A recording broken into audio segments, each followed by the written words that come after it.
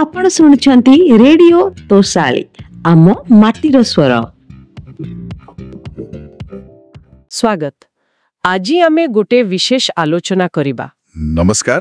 हाँ, विशेष करी आमर तुला राशिर श्रोता मानक पई एटा बहुत गुरुत्वपूर्ण हेबो। एकदम। आमो पाखरे किछि ज्योतिष तथ्य अछि जहा कि एस्ट्रो टारो रीडर मिस रोसा संकलन करिसंती। हाँ, आजिरा मुख्य कथा हैला ए 18 मई 2025 रे केतु ग्रह जाउछंती सिंह राशि को।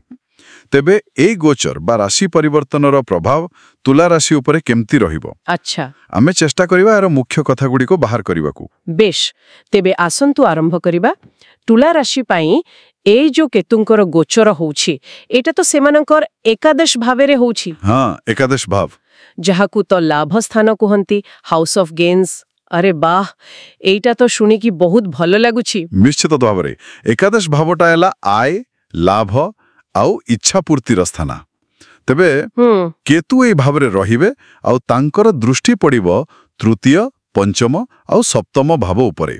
तो एई स्थितिटा तुला राशि पई माने बहुत शुभ हवा कथा। अच्छा, तेबे एथिरे माने आहुरी कोन भलो कथा अछि? मिस रोसांको हिसाब रे कोन होई पारे?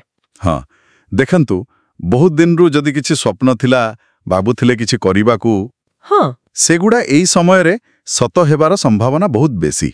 ओहो।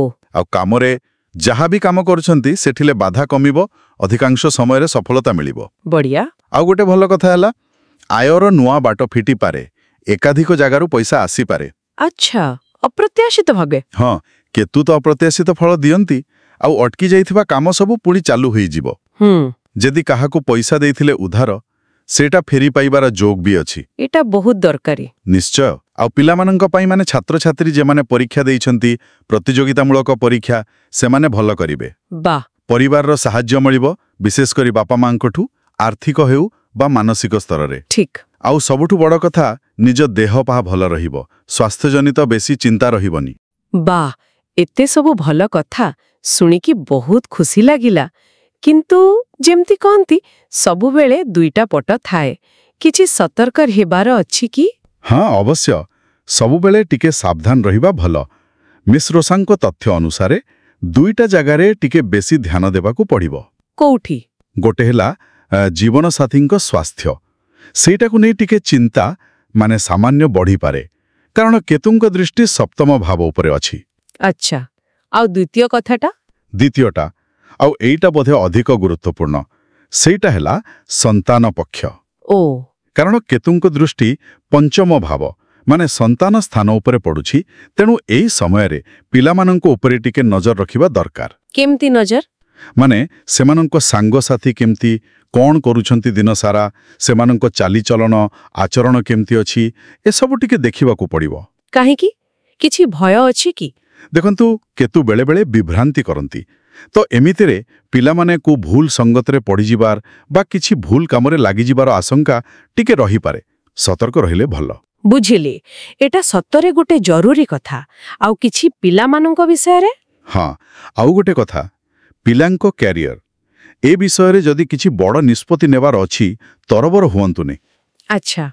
केते द्वंद्व सृष्टि करि पारंती, माने कोन करिबि कोन नाही। तेणु भलो हबो कोनोसी जानिला सुनिला लोक जेमती कैरियर काउंसलर हेले बा जने भलो ज्योतिषी, हाँ हाँ, तांको परामर्श नेई आगु को बढ़िबा उचित। हठात किछि निष्पत्ति नेले परे असुविधा होई पारे। ठीक कहिले। तेबे मोटामोटी देखिले तुला राशि पई ए समयटा अनेक सुजोग आणुछि, किंतु परिवार कथारे खास करी पिलामानंक विषय रे टिके सतर्क रहिबाकू हेबा। एकदम संतुलन रखिबाकू पड़िबो। आशा करूछु आमर एई आलोचना आमर श्रोता मानंकु, विशेष करी तुला राशिर श्रोतांकु किछि सहाय्य करिवो। आउ जदि आपण मानंकु एई विश्लेषण भलो लागिला, किछि कामरे आसीबो बोली लागुछि, तेबे गोटे लाइक निश्चय देबे। आउ कमेंट रे आपणक मतामत लिखि परिबे। आउ थरे मने पकई दोछि, एही सबु तथ्य ओ विश्लेषण एस्ट्रो टारो रीडर मिस रोसांको द्वारा संकलित। एहा तांको गवेषणा उपरे आधारित। तेबे शेषरे कहिले एसबुर माने कौन?